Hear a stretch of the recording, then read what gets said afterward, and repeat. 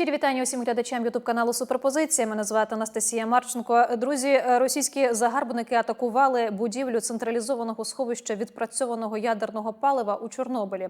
Це перевищення захмарного російського нахабства. Так на удар відреагував президент Володимир Зеленський. З цієї теми розпочну розмову з гостем етеру, який доєднався відеозв'язком до нас. Олексій Кучеренко, народний депутат України, а ще пан Олексій міністр з питань ЖКГ України в 2007-2010 роках. Пане Олексію, рада бачити. Вітаю вас.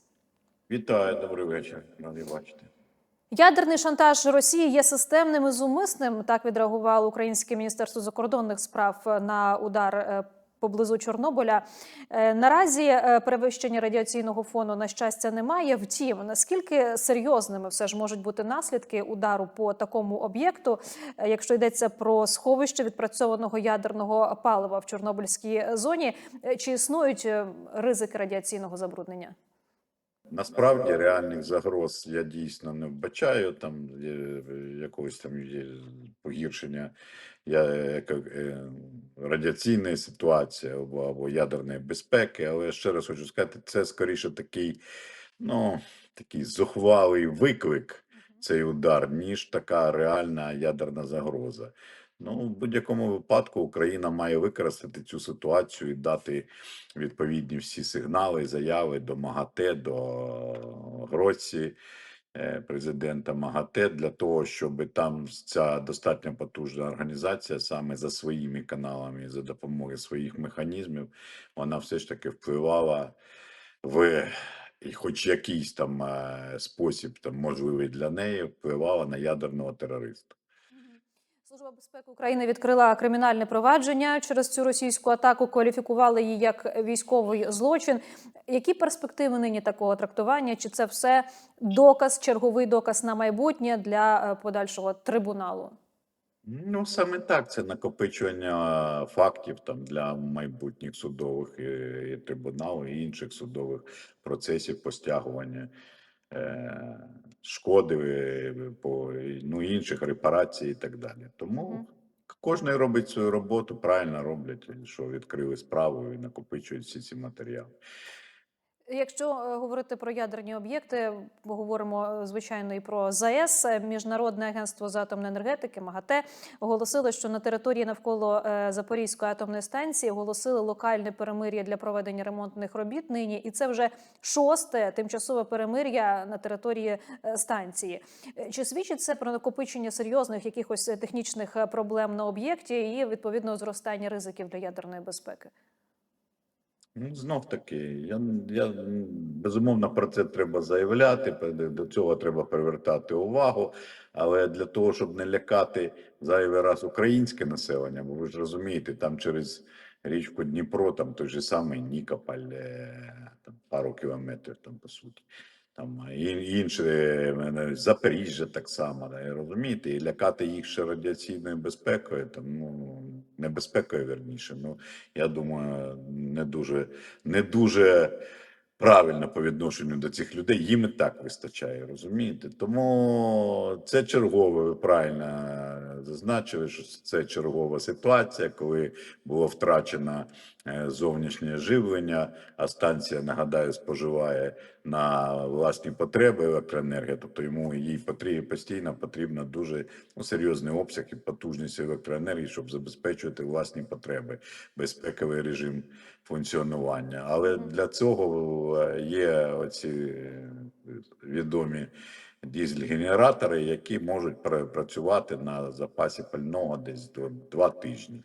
І, в принципі, ще ніяких збоїв в цьому плані не було. Це достатньо надійні генератори, і за цей час зазвичай відбуваються ремонти. Те, що і сьогодні відбувається. Те, що перемир'я там, теж раціональне рішення, як з боку української влади в першу чергу.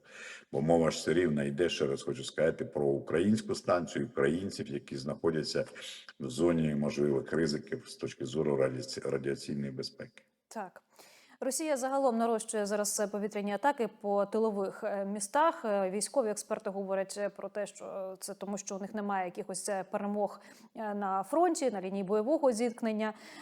Але Дмитро Лубінець, український омбудсмен, заявляє про те, що 93% укриттів в Україні мають недоліки. Це результати показали масштабної перевірки укриттів.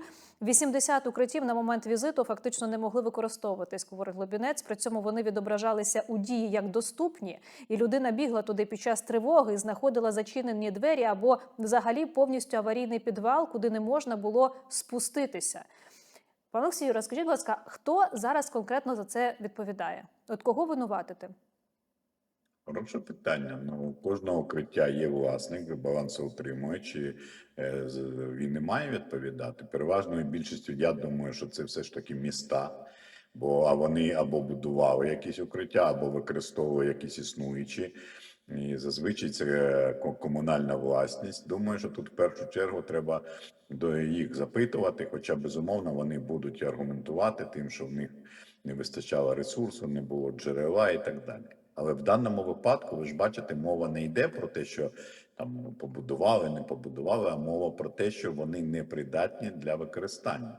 І це абсолютно інша справа. Це значить, що неправильно організований абсолютно процес експлуатації цих укриттів для того, щоб в будь-який момент вони були доступні для громадян, які хочуть там захиститися.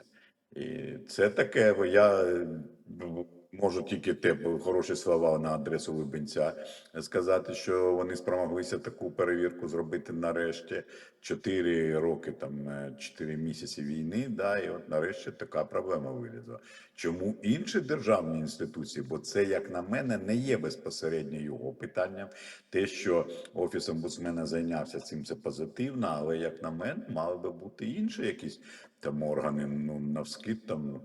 Знаєте, я думаю, що це мало би контролюватися як міськими службами, так і державними. Тому ще раз, подяка пану Лубенцю, але це просто свідчення того, що до сих пір не покритими, ну, в плані контролю є такі дуже важливі сфери життя нашого, розумієте, існування. Бо укриття – це вкрай ключове питання. Абсолютно. І зараз, як я зрозуміла, відповідальність розмита між балансоутримувачами, меріями, ДСНС, можливо. Зараз почни там розбиратися, хто що, і буде перевід стрілок з одного на іншого. То, можливо, пане Олексію, назріло за 4 роки і 4 місяці війни питання створення якогось нового органу, який би це контролював? Чи не варто у Верховній Раді підіймати це питання? Я не думаю, що це новий орган. Це все ж таки це контрольна функція, яку, як на мене, ну як мінімум, мав би. Я думаю, що найближче це до все ж таки ДСНС. Ви знаєте, до надзвичайних ситуацій. Мені чомусь так здається, бо я так поспіхом шукаю, яка структура найближче до цього була би. Я просто нагадаю, раніше там колись в тій поганій країні, яку всі так не люблять, але проїдають до сих пір, амортизують все, що було набудовано, були цілий не просто підрозділ, на всю ту країну була достатньо потужна система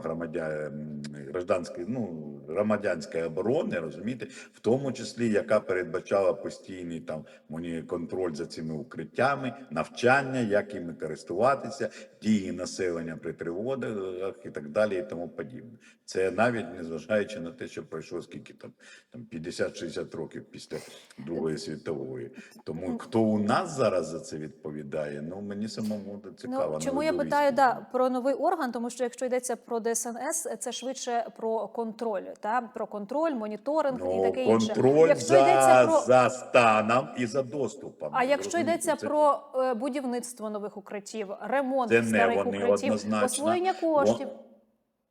Ну, зрозумійте, ця програма, в принципі, її доручали, цю програму ОМС, тобто містам, починаючи з Києва. Саме вони мали відповідати, але відповідальність була така доволі розмита. І я багато бачив дискусій, коли той же самий Філатов хвалився, що він там будує ці укриття, а в тому ж самому Києві їх не будували, але з іншого боку в Києві є метро більш-менш розгалужене, розумієте, інші там приміщення, які використовують. І тут ключове ж, я нагадаю, це ж не перша конфліктна ситуація з доступом до укриттів. І, до речі, роки 3 тому, я нагадую, хтось там не потрапив, там от зачинена була на території школи середньої в Києві, і сторож не пустив жінку там з дітьми в ці укриття, і був дуже серйозний скандал. Тобто я так розумію, що просто забувся той скандал, бо там зняли сторожа з роботи. Ну розумієте, це ж таке, сторожа. Це несерйозно, там щось там, якийсь там догану директору школи оголосили, але так воно минулося. І я тобто, ще раз підкреслюється, і нам нагадую, що під час війни, під час таких подій, оцей контроль має бути перманентним. Він не може бути птічку, там галочку поставити. Ні, він жорсткий, ефективний, має бути контроль постійний, щоб всі розуміли, що їх можуть перевірити, проконтролювати, і що буде достатньо суворе покарання. Є інший сектор ще укриття в жилих будівлях, і от там так само я зараз окремі моменти вивчаю. От, наприклад, в мене там родичі проживають в житловому кодексі. Десь атака, коли 3 тижні тому там по Лук'янівці була, і ті, хто жили в будинку, вони ринулися в підземний гараж, а їх туди пустили, але він абсолютно був не застосований до цього. Тобто повітря, свіжого притоку ніякого не було, темрява і так далі. Тобто, на укриття, так би мовити, не тягне, розумієте? Тобто ніхто їм не займався. Але тут до керуючої компанії її звинувачувати, вона скаже: в мене немає джерела на те, що... Бо вони ж бюджетних не отримають грошей, це вони мають збирати з тих же мешканців, розумієте, з тих же мешканців або з членів ОСББ, або з інших проживаючих. Тобто тут непростий ланцюг відповідальності, дуже непростий такий. І в мене враження, що така надія на авось там якось буде, якось воно буде. Ось така постійно відбувається, така притаманна, знакова, характерна для нас таке відношення до питань безпеки. На превеликий жаль. Я, до речі, звернув увагу, що так само, я би порадив КМДА якомога швидше розробити жорсткі правила користування приміщеннями, вестибюлями цими і платформами метрополітену. Якраз хотіла спитати. На фоні оцих наметів, розумієте? Це ж теж несправедливо, коли люди не можуть зайти навіть десь присісти, а хтось там вже намет такий 3 на 2 метри, там і собі там спокійно там відпочиває такий турист. Теж якось несправедливо, розумієте? Тому чітко має бути якісь загальні для всіх правила користування цим метро. Багато людей останні оці атаки, вони не потрапили, просто не могли зайти в ці зали метро. Метро било рекорди в той день, про який ми говоримо. 41 тисяча людей ховалися в підземці в Києві. Це наслідок того, що атаки дуже потужні. Наслідки ми всі бачимо, які наслідки на поверхні. І зрозуміло, що кількість бажаючих сховатися в метро зростає. І це можна було передбачити, до речі. Передбачити і що зробити? Як мінімум, продумати, як розташувати, щоб там, більш-менш елементарний комфорт якийсь був, розумієте? Вибачте, я задам таке пікантне питання, а скажіть, а що там з туалетом у нас в метро? Кажуть, на різних станціях по-різному. От і я про те, розумієте, я не вивчав це питання, але думаю, що не дуже зручно, коли там довга атака на всю ніч, і нема туалету або проблеми. Давайте уявімо собі, що з цією ситуацією, що робити. Якщо говорити про габаритні речі, які люди беруть з собою в метро під час повітряних атак, була відповідна петиція, аби їх заборонили, на сайті КМДА зареєстрована. Ви також за те, аби без палаток? Я за те, щоб був порядок, і точно там наметів не може бути, розумієте? Що це за така пісня? Намети там. Так. Зрозумійте, там, де стоїть один намет, там могло би там розміститися 5-7 осіб. А так один-два. Це ж наш загальний простір, погодьтеся. Як мінімум на парковках там малюють якісь там для парка місця. А чим тут відрізняється? Зрозуміло. Між тим, уряд та місцева влада активно звітують про підготовку до опалювального сезону. Уже представлені регіональні плани стійкості для Києва та низки областей. Вони передбачають захист критичної інфраструктури, розвиток розподіленої генерації, резервне живлення та децентралізацію теплопостачання. На реалізацію цих планів. Кабмін виділив понад 20 мільярдів гривень. 25, мені здається, але окремі міста заявляють, що цього мало і потрібно в десятки мільярдів гривень додаткового фінансування. Отже, пане Олексію, влада звітує про плани стійкості для регіонів. Чи бачите ви реальну підготовку зараз, чи зараз йдеться лише про презентації, плани на паперах? Хороше питання. Влада проводить якісь штаби, презентації, щось там звітує, не звітує. По-перше, давайте розберемося чітко, щоб всі зрозуміли. Є підготовка до зими. Це абсолютно жодного не має відношення до планів стійкості. Це стандартна процедура роботи комунальників, енергетиків, як операторів там енергетичних, так і комунальних структур, тепло, вода, експлуатація житла, які просто як завжди готують свої підприємства до зими. В першу чергу сьогодні проблеми є такі. У Теплокомуненерго абсолютно запущена ситуація з боргами. Уряд безпорадно просто кинув їх на призволяще. НАК «Нафтогаз» за борги за газ заблокував рахунки біля 70 підприємств Теплокомуненерго. Це дуже багато підприємств. Навіть Київ і Київтеплоенерго мені скаржилися, що їм блокують рахунки, вони не можуть витрачати гроші саме на підготовку, на зарплатню, на закупівлю обладнання, на ремонти і так далі і тому подібне. Це абсолютна безпорадність, невирішеність цих питань, різниці в тарифах. І уряд, це для мене вкрай болюче, бо я постійно наголошую на цьому на засіданні комітету. Я особисто декілька разів був у Шмигаля, коли він був прем'єром, у Свириденка, на всіх штабах, на всіх нарадах, комітетах я підіймаю це питання, абсолютно нічого з місця не рухається. Оце для Теплокомуненерго.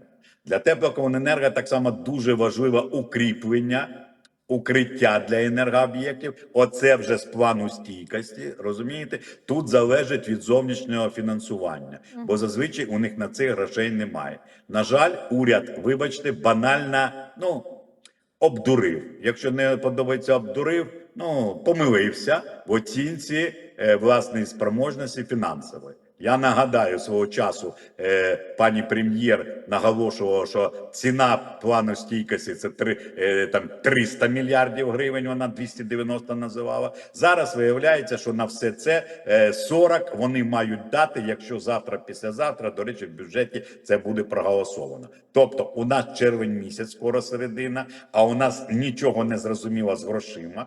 Києву там десь із барського плеча виділили аж 3 мільярди, хоча уряд обіцяв спочатку 20 виділити, потім 15, зараз виділили 3. Я задаю питання, а коли їм будувати ці укриття і коли їм будувати ці так звані котельні децентралізовані? І я чесно вам скажу, вони розповідають байки про ці котельні, а я думаю, що вони до початку опалювального сезону ніякої децентралізації не проведуть, починаючи з Києва, ніяких оцих котелень районних не буде запущено. Якась кількість оцих блочних котелень, але вони погоди не зроблять. Це маленькі котельні, умовно кажучи, на 1-2 будинки, навіть якщо вони сотню, другу, 3 сотні їх поставлять, аж 500 багатоквартирних будинків ми їми покроємо. Знаєте, скільки в Україні багатоквартирних будинків? Умовно 100 тисяч. От вважайте, 500 і 100 тисяч. От вам відсоток виконання.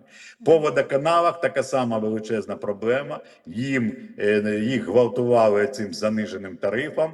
Зараз немов би з'явилося вікно можливості цей тариф привести до відповідності, але там зараз, я думаю, будуть зловживання на місцевому рівні, бо туди передали всі ці тарифи. Тим не менш, вони в цій процедурі, але до сих пір питання не вирішено.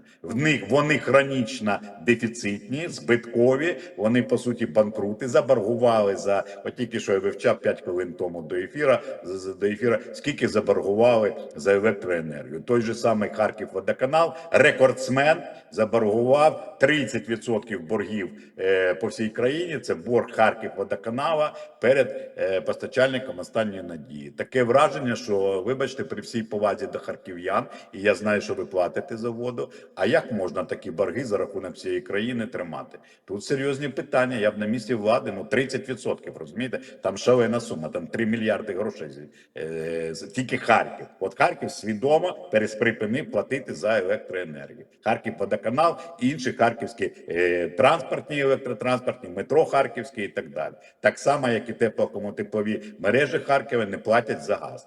І виявляється, що вся країна повинна платити за таке рішення місцевих влад. Ну це ж абсолютно неправильно, це несправедливо, розумієте? Це абсолютно несправедливо. Чомусь ви ж не чуєте від Свириденка і від Шмигаля цього, правильно? Це я ж вам про це кажу. А скільки Тому зараз... проблем набагато більше, ніж здається, і уряд, як завжди, приховує всі ці проблеми за парадними відосиками, цими роз'їздами, і все. Ну, все як завжди, нічого не змінюється. Уряд уже виділив частину грошей на підготовку до майбутнього опалювального сезону. Не на підготовку, на плани стійкості.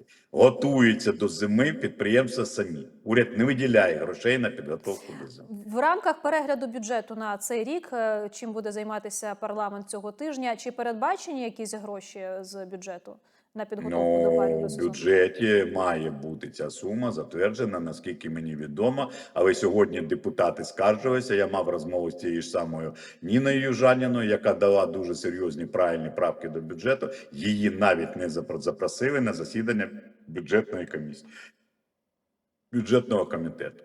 Тому щось в залі швидко ми побачимо, як завжди, більшість буде диктувати свої там якісь рішення. Давай. Часу немає читати. Умовно, завтра там в залі побачимо, що вони наваяли. От така парламентська робота, вона абсолютно неефективна, вона маніпулятивна і просто підриває взагалі там і довіру, і настрій по відношенню до цієї монокоаліції, всієї цієї владної конструкції. Я вам чесно скажу, тримаюся в нервовому плані з останніх сил, бо для того, щоб дійсно не йти на конфлікти, які провокує монокоаліція своєю дурною, непрофесійною роботою. Були ж зустрічі з президентом, голів фракцій і опозиційних в тому числі.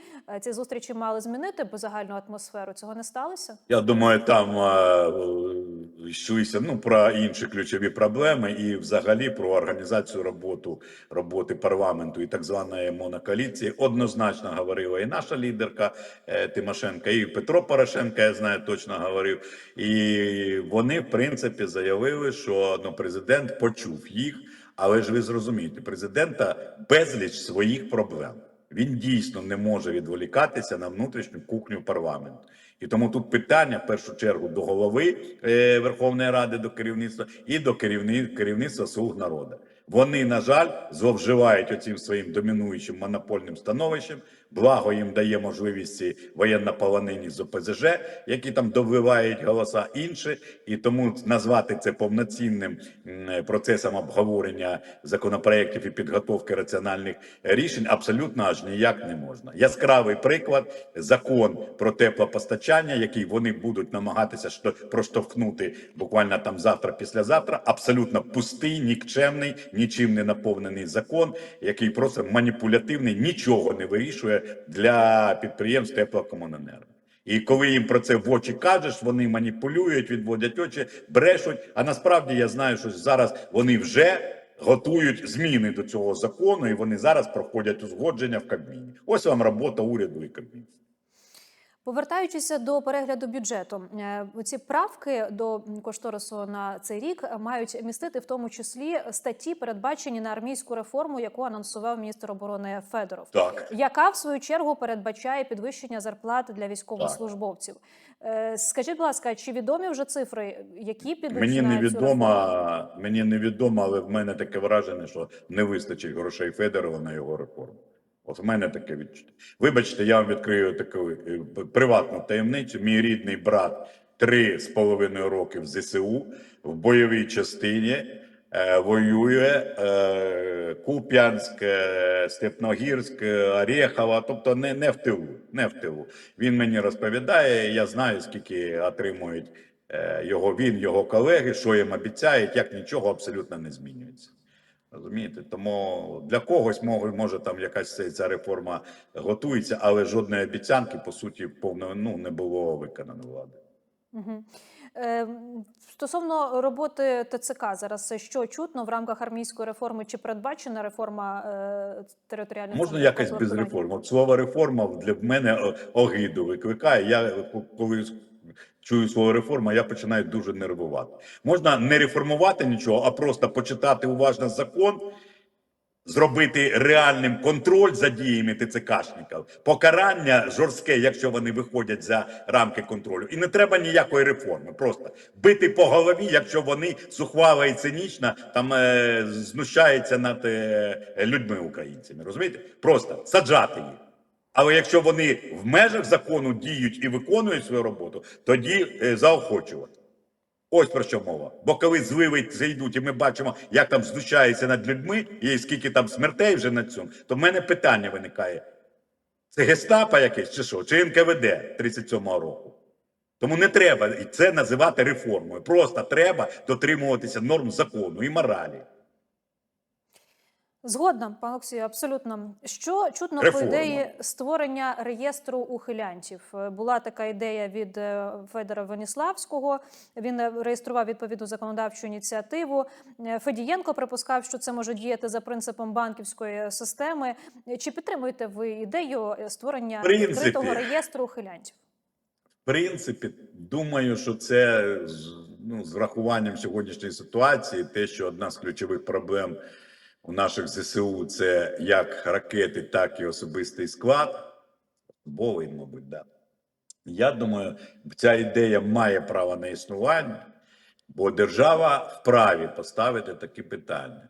Якщо ви ухиляєтесь від виконання своїх конституційних обов'язків перед державою, чому держава має виконувати свої зобов'язання перед вами?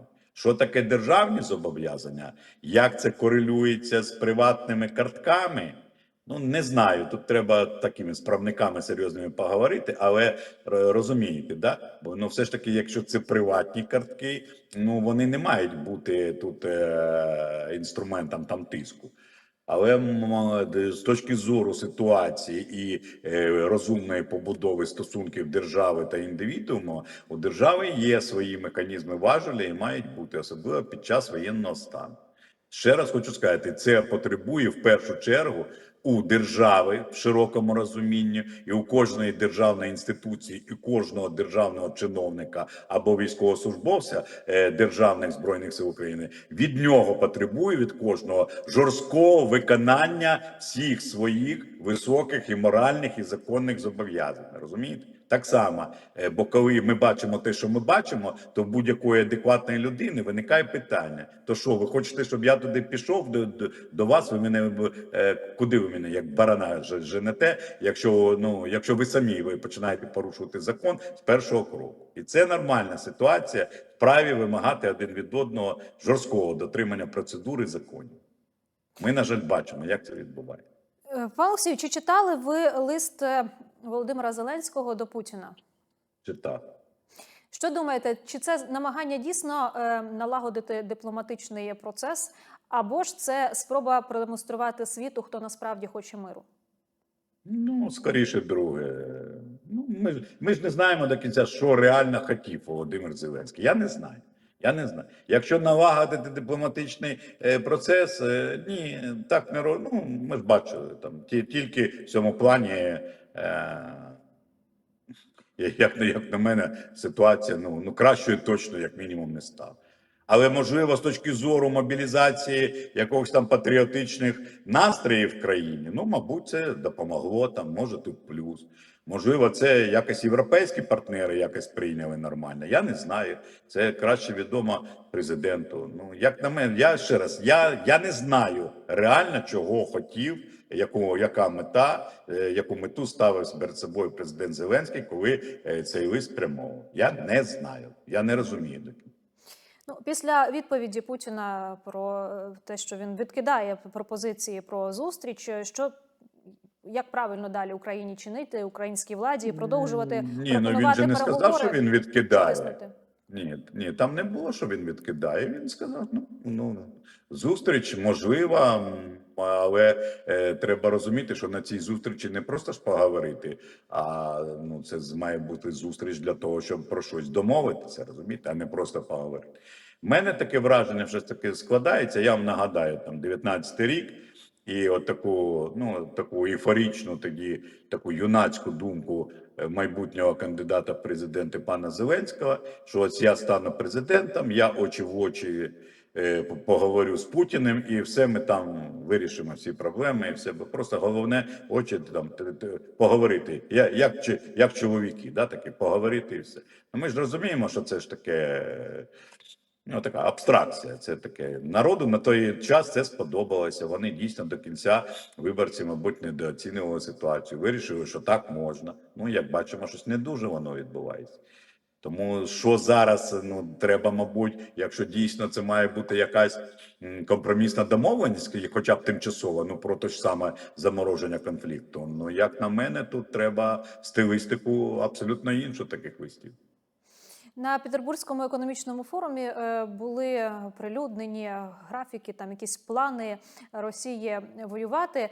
І один із перебігів плану передбачав можливість воювати для Росії до 2036 року. Як ви думаєте, це блеф радше? Послухайте, Путін своєму населенню продає там щось, якісь 36-го, 52-го. Скільки йому зараз там років? Там 72, здається, да, чи скільки? 76 це скільки? 82. Ну, може, він собі наміряв, що може. 73 буде. 73, відповідно, да, плюсуйте там 10 особливо. Це насправді тут безумовно ключове питання. Це зрозуміло, що це війна на виснаження, і зрозуміло, що вона не така проста для російської економіки і людських ресурсів і політикуму, як вони їм здавалося, і це вже розуміє багато росіян. Інша справа, що з цим робити, вони точно не, я думаю, не знають. Не вийдуть вони на масовий протест там і там або заколот якийсь. Я не дуже в це вірю. Розумієте, але те, що суспільний настрій, розуміння, що кудись не туди потрапили, в мене є відчуття того. Але далі об'єктивна оцінка потенціалу економічного, воєнного, людського, ресурсного, як однієї, так і іншої країни. Да, безумовно, ми радіємо, коли чуємо про проблеми економіки Росії, про їх людські втрати ворога на нашій території агресора, про проблеми з логістикою їх, пальне і так там оці в аеропортах ситуація, втрата логістики на Крим. Це нас радує, безумовно. Це позитивно. Але ж давайте не забувати, у нас же теж є якийсь запас потужності, і у нас ситуація є якась з ракетами. Я поки не хочу сказати погана, хороша, нормальна, але відчуваю, що все ж таки це напруга там є. Ви розумієте, що таке для нас ракети. І це пояснює, чому на виснаження всі оці потужні останні атаки, які по суті ніякого воєнного змісту ж вони не мають. Розумієте, таке враження, ви ж бачите, що воно кудись летить, щось там, гинуть люди, руйнуються там будівлі і так далі. Але виснажується наша протиповітряна оборона. І таке, от у мене таке враження складається. Певні там потрапляння є по об'єктах енергетики, це не таємниця, здається, там по Павлограду, там це по вугіллю, вони лупять по газовидобувній інфраструктурі, в першу чергу Нафтогазу, ви бачите там стурбованість.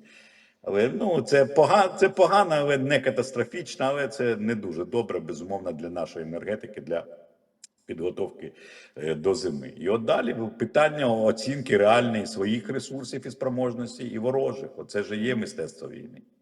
Так, до переговорного процесу все ж таки повернуся. Чи не подивувала вас, Олексій, історія з появою в переговорному процесі російського олігарха Абрамовича, який приїжджав до Києва, спілкувався з президентом Володимиром Зеленським? Ті самі позиції були визначені, що і без цих перемовин. Росія там пропонувала вивести в Україні війська з Донбасу. Зеленський сказав, що у нас єдиний наш компроміс, який може бути з нашого боку, це зупинка на лінії вогню, на лінії бойового зіткнення. Власне, про що для вас ця поїздка і те, що зараз ця історія всплила на поверхню і ЗМІ її обговорюють? Мене не здивувало абсолютно, це достатньо раціональний крок. Я абсолютно, і Путін же про це казав на своєму брифінгу, про одного там бізнесмена, який, не мов би на свій власний розсудок, сам поїхав, сам Абрамович поїхав. Ми ж розуміємо, як він сам поїхав, але тим не менш, Абрамович, розумієте, бізнес завжди раціональний. І ну в цьому плані там у Абрамовича це ж не перший, так би мовити, така виток інформації про його миротворчу місію. Я в принципі ну нічого, я до цього абсолютно нормально, раціонально відношусь. Чи стали якісь результати? Я не думаю, що там могли бути швидкі результати, але тим не менш, ну мабуть, ми ж не все знаємо з вами, розумієте? Мабуть, якісь сигнали могли бути передані, де дійсно на якій межі. І от не випадково Зеленський вкотре говорить про зупинку на лінії розмежування і заморозку цього війни. От на цій лінії. Я думаю, що це більш-менш реалістичний проміжний тимчасовий варіант, який можливо має перспективу бути досягнутим в якомусь Так. там перспективі. Зрозуміло. Дякую вам, пане Олексію. Спасибі величезне, що Дякую приділили вам, нам дякую. сьогодні час. Олексій Кучеренко був на зв'язку зі студією. Друзі, я вам вдячна за увагу. Це ютуб канал Суперпозиція. Будьте з нами, підписуйтеся, ставте дзвіночки і побачимося обов'язково. До зустрічі.